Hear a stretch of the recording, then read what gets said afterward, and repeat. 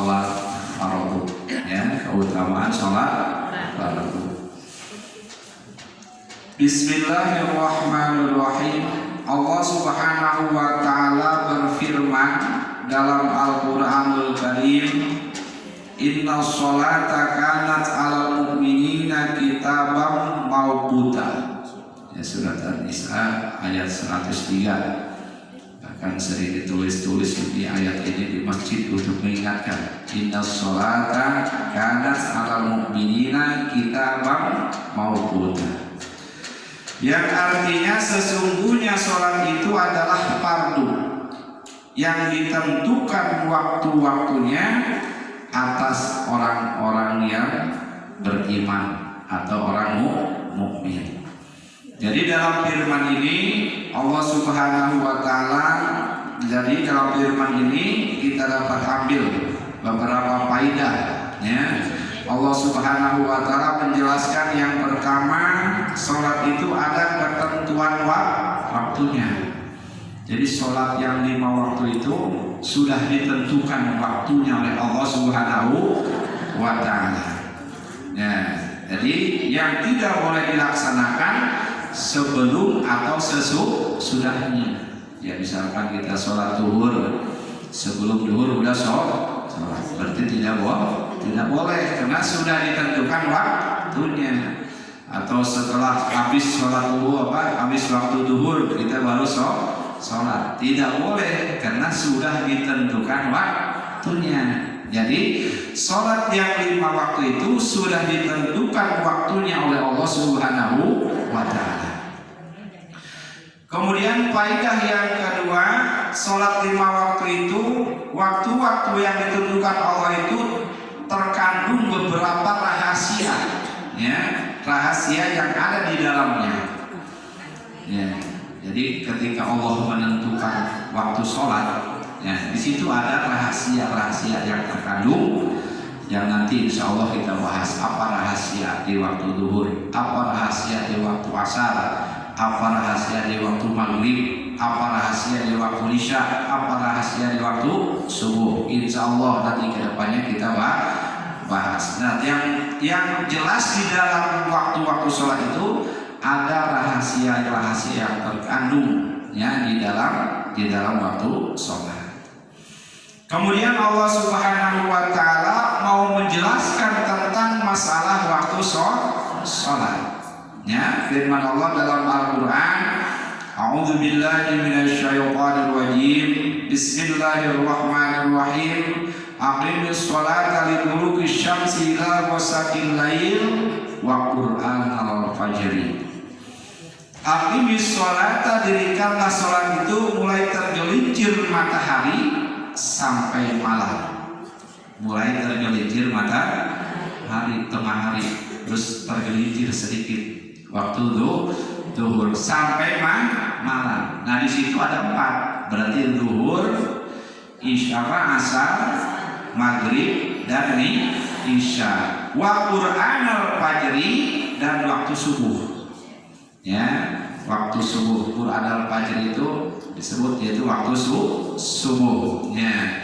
Nah, jadi waktu-waktu yang ditetapkan oleh Allah Subhanahu wa ta'ala itu tidak boleh dilewati daripada ketentuannya.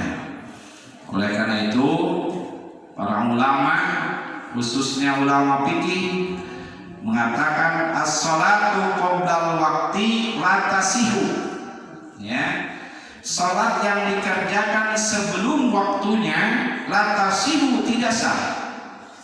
Wa tajibu al-i'ada, dan wajib dia mengulanginya. Seperti contoh, kita mau sholat zuhur baru dalam ketentuan waktu, misalkan dijadwal jam 12 siang. Ternyata kita jam setengah 12 sudah sholat. Bagaimana hukumnya? La tasihu, tidak sah. Wa tajibu al-i'ada, dan wajib mengulang lagi ketika sudah masuk waktu zuhur. Jadi harus betul-betul sudah masuk waktunya.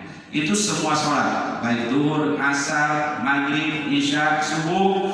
Kalau belum masuk waktunya, la tasihu, tidak sah. Wa tajibu al-i'ada, dan wajib mengulanginya lagi kalau sudah masuk waktu. Ya. Kemudian wassalatu ba'dal waqti, adapun sholat dilaksanakan setelah waktunya habis. Sholatnya dilaksanakan setelah waktu habis. Ghairu maqbulatin, tidak diterima oleh Allah Subhanahu wa taala, wa tajibu at-taubat, wajib bertaubat. Kalau tadi hanya sekedar wajib mengulang, tidak dosa. Tapi kalau sampai lewat waktu, maka itu wajib mengulang, wajib tobat kepada Allah Subhanahu wa taala. Seperti contoh, misalkan kita sholat duhur jam 12 waktunya sampai jam 3 misalkan. Ternyata kita sholat duhurnya sudah waktu jam 3.15 atau jam 3.30. Artinya waktu duhurnya sudah lewat. Maka wajib bertobat kepada Allah Subhanahu wa taala. Bukan hanya modal, tapi wajib tobat kepada Allah Subhanahu wa taala. Asar dilaksanakan jam 6:30 malam misalkan. Maghrib dikerjakan jam 7:30. Itu mah bukan wajib mengulang, tapi wajib tobat kepada Allah Subhanahu wa taala. Nah, itu sholat setelah waktunya tidak diterima oleh Allah Subhanahu wa taala, dan dia wajib bertobat akibat sholat keluar dari waktunya itu, akibat menunda-nunda waktu atau melambatkan waktu. Nah, itu wajib bertobat kepada Allah Subhanahu wa taala. Ya, misalkan ibu sholat zuhur ya 4 rakaat. 2 rakaat masih pada waktu zuhur. Sementara yang 2 lagi sudah adzan asar. Nah, itu tidak boleh. Itu harus tobat kepada Allah Subhanahu wa taala.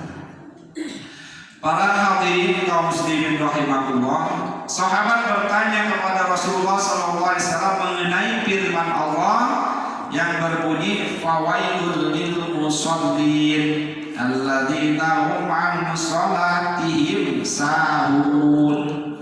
Neraka bagi orang-orang yang sholat. Ini yang sholat aja masuk neraka, apalagi tidak sholat. Ya, yang sholat aja masuk neraka. Apa itu maksudnya Rasulullah tentang firman Allah itu fawailul lil musallin? Adab yang sangat pedih bagi orang yang meninggalkan sholat tadi. Alladzina hum an sholatihim sahun, yaitu orang-orang mereka yang sholatnya lalai dalam sholatnya. Artinya lalai, tidak memperhatikan waktunya. Ya, sholat subuh sudah terbit matahari, sedangkan waktu subuh itu sampai terbitnya matahari. Ini matahari sudah terbit baru sholat subuh. Nah, itu berarti orang lalai. Orang seperti itu, kata Rasulullah, kata Allah Subhanahu wa taala, fawailul lil musallin, neraka bagi orang yang sholat. Kemudian sahabat bertanya lagi, apa maksudnya Rasulullah? Kata Sa'id bin Waqqas, takhirus sholati an waktiha. Jadi neraka, yang orang yang sholat masuk neraka itu takhirus sholati an waktiha. Kata Rasulullah, melambatkan sholat daripada waktunya. Gitu ya. Jadi usahakan ketika kita sholat di awal waktu, khawatir nanti fawailul lil musallin, ya, neraka bagi orang yang sholat. Intinya Allah mengancam wailul lil musallin, adab yang sangat bagi orang yang sengaja mengakhirkan sholat daripada waktunya. Itu pun kalau disengaja dilambat-lambat sampai habis waktu. Para hadirin kaum muslimin rahimakumullah, ya, memang ada pengecualian. Beberapa kelompok dia mengakhirkan sholat tapi tidak berdosa. Ya, ada yang tidak berdosa akibat mengakhirkan sholat. Mana di antaranya? Yang pertama, orang yang lupa. Saking sibuknya banyak kegiatan, ya, lupa belum sholat zuhur, tahu-tahu sudah adzan asar. Itu tidak disengaja, tapi akibat lupa, itu mah tidak berdosa. Sudah aja langsung sholat zuhur niat qadaan. Ya niat qada karena dia lupa, bukan sengaja. Yang kedua, yang tidak berdosa akibat melalaikan sholat, orang yang tidur sebelum waktu sholat. Duhur jam 12, kita tidur jam 11, istirahat kecapean, tidur masih ada 1 jam, nanti setelah tidur baru kita sholat. Tahu-tahunya tidurnya kebablasan, ya bangun sudah adzan asar, ya pas bangun sudah adzan. Nah ini juga tidak berdosa, ya karena bukan melambatkan sholat, bukan sengaja, tapi minimal ketika sebelum tidur kalau ada alarm yang kita pasang, ya atau ada saudara suruh bangunkan, kan bisa gitu ya, ada upayanya. Tapi kalau itu sudah dilakukan ternyata masih lewat juga, maka tidak berdosa.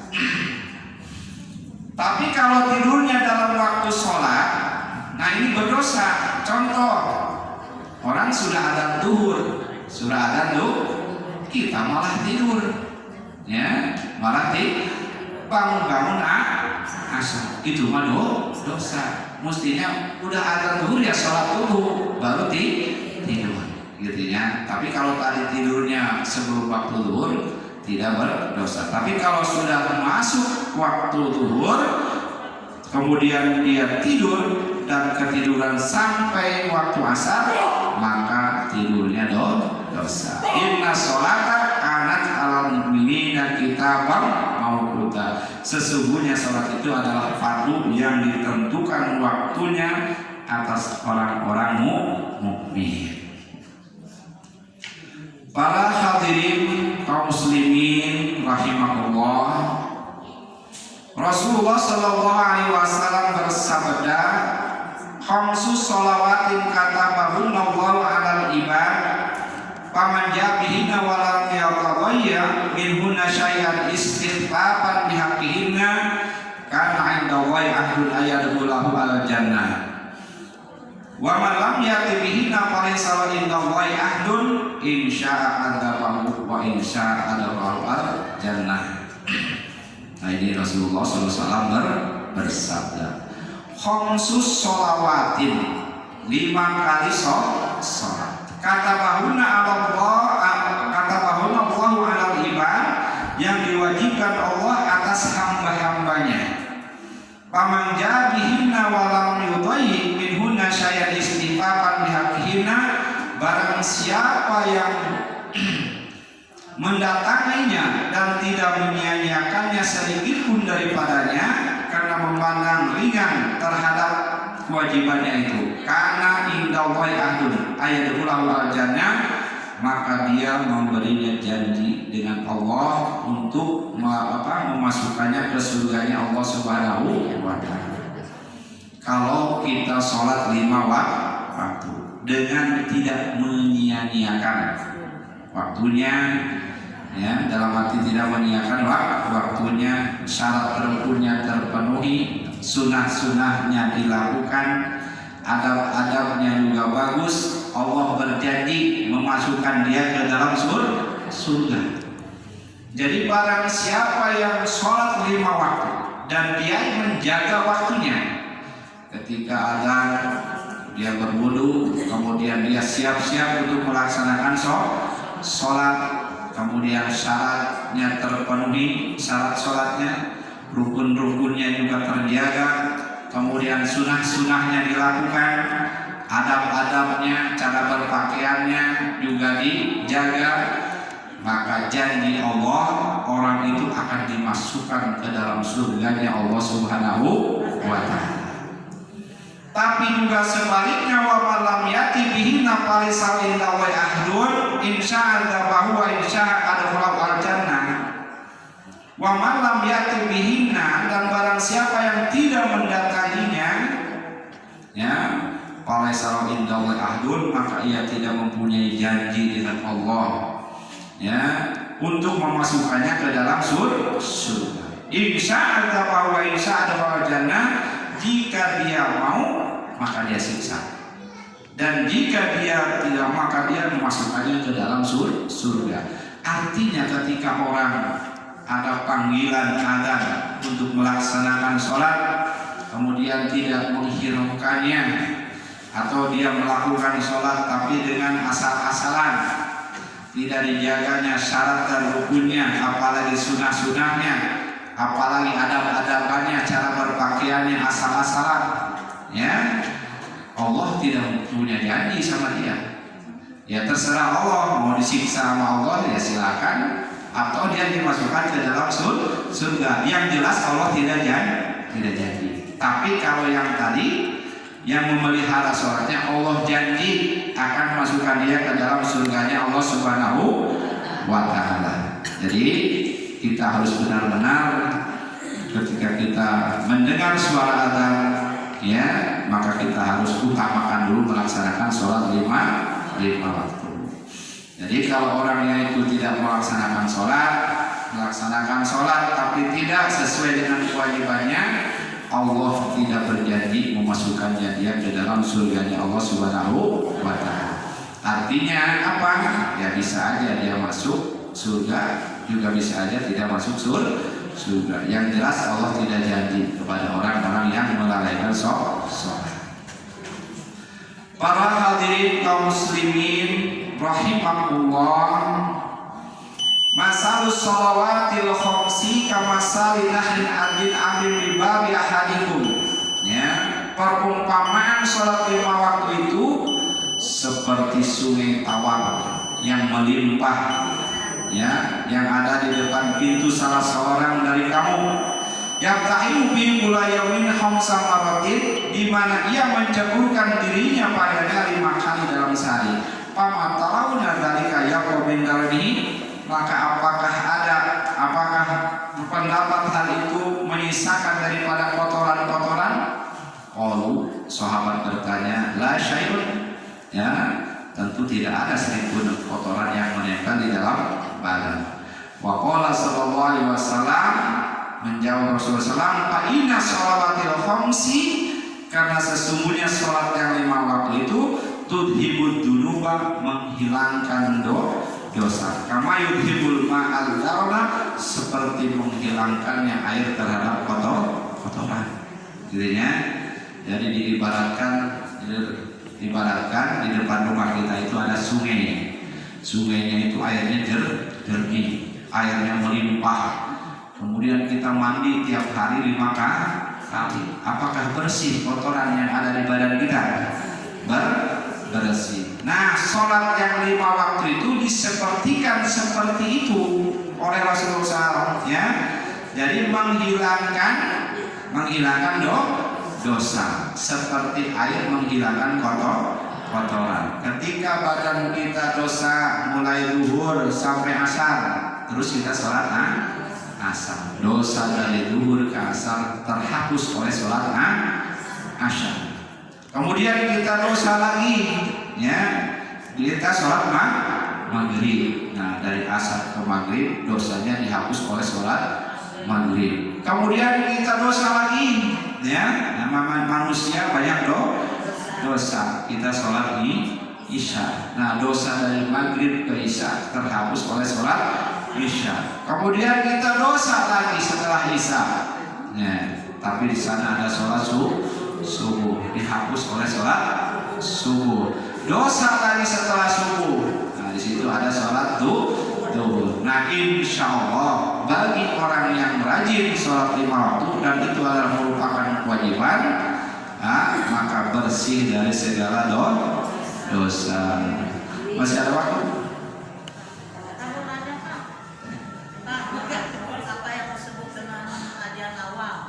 Adzan awal. Nah, adzan awal itu setiap adzan harus sudah masuk waktu. Jadi kalau belum masuk waktu tidak boleh adzan, terkecuali waktu subuh. Ya, terkecuali waktu subuh. Belum maksud waktu subuh juga boleh adzan. Ya, membangunkan orang disebut dengan adzan awal. Jam 3, setengah 4, jam 4, bisa pokoknya sebelum waktu subuh. subuh. Itu untuk membangunkan supaya orang bersiap-siap untuk melaksanakan sholat subuh. Disebut ada sholat adzan awal. Tapi waktu zuhur tidak ada adzan awal, harus sudah masuk waktu zuhur. Adzan asar tidak ada adzan awal, harus sudah masuk waktu asar. Seluruhnya harus sudah masuk waktu terkecuali waktu subuh. Itu disebut adzan awal. Kan sholat subuh misalkan jam 5.30, kita kan sebelum itu melaksanakan sholat, tapi keburu adzan awal tuh gimana? Oh, kalau belum waktu subuh apa? Ya, Pak. Maksudnya gini, ketika adzan awal kita sudah ikut sholat subuh, gitu. Sholat yang lain. Oh, yang sholat yang lain nggak apa-apa, ya. Asal jangan sholat subuh. Kalau waktu sholat subuh harus masuk waktu subuh karena sudah ditentukan waktunya tadi, ya. Ya, qobla subuh harus sudah masuk waktu subuh, ya. Harus sudah waktu masuk subuh, baru kita qobla subuh, terus kita sholat subuh. Kalau belum masuk waktu subuh namanya qiyamul lail atau sholat tahajud atau sholat witir kalau kan ganjil, ya.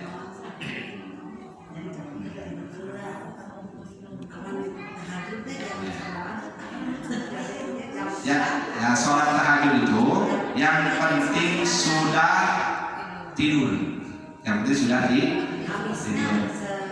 Nah, mulainya ya, misalkan kita sudah sholat isya, tidur, bangun jam 10 bisa sholat tahajud karena sudah tidur. Yang kedua, kita sudah sholat isya, tidur, bangun jam 12 bisa sholat tahajud. Kemudian yang ketiga, kita sudah sholat isya, bangun jam 3 malam, ya kita sholat tahajud. Nah itu yang terbaik, ya, di akhir sepertiga malam. Sampai kapan? Sampai waktu subuh. Kalau sudah adzan subuh tidak ada lagi sholat tahajud, tidak ada sholat witir, ya.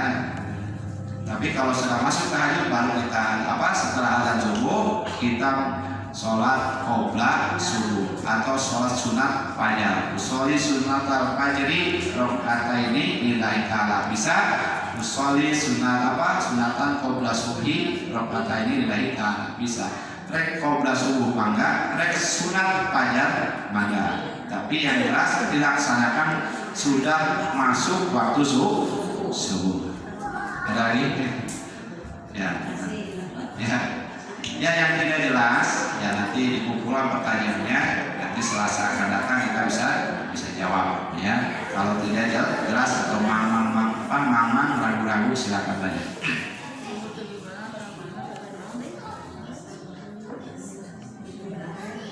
Sallallahu ala Muhammad.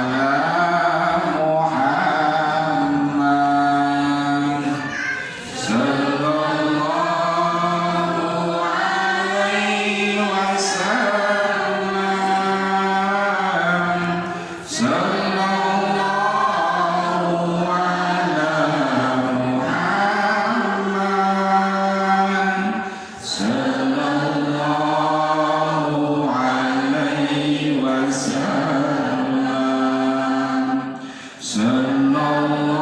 Muhammad.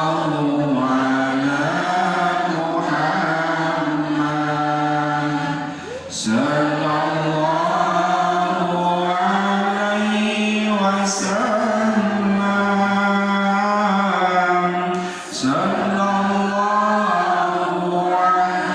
Muhammad. Sallallahu alaihi wasallam. Sallallahu ala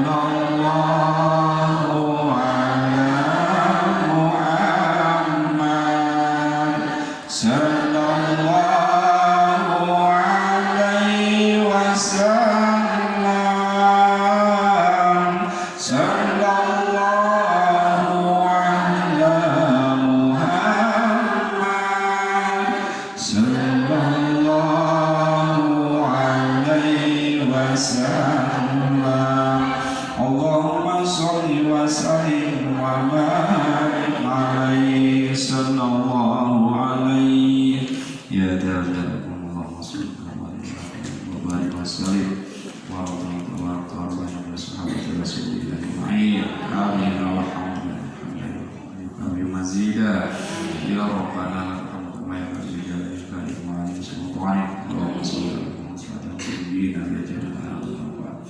wa taqdilana bi ajri hayat wa tudina bi sayyiat wa tarhamna bi ajri wa tuqaddilu subhaya bi hayat wa rahmatika ya rabbin Allahumma ya ghani ya hamid ya muqi ya mu'id ya rahim amina bi halal wa haram Alik aman siwa Rabbana hablana azwajina wa dhurriyyatina qurrata a'yun waj'alna imama Rabbana la tuzigh qulubana ba'da idh hadaytana wa hab lana min rahmatin innaka wahhab Rabbana atina fid dunya hasanah wa fil akhirati hasanah wa qina adzabannar wa sallallahu ala sayyidina Muhammadin wa ala alihi wa sahbihi subhana rabbika rabbil izzati amma yasifun wassalamu ala mursalin walhamdulillahi rabbil alamin. Wassalamualaikum warahmatullahi wabarakatuh.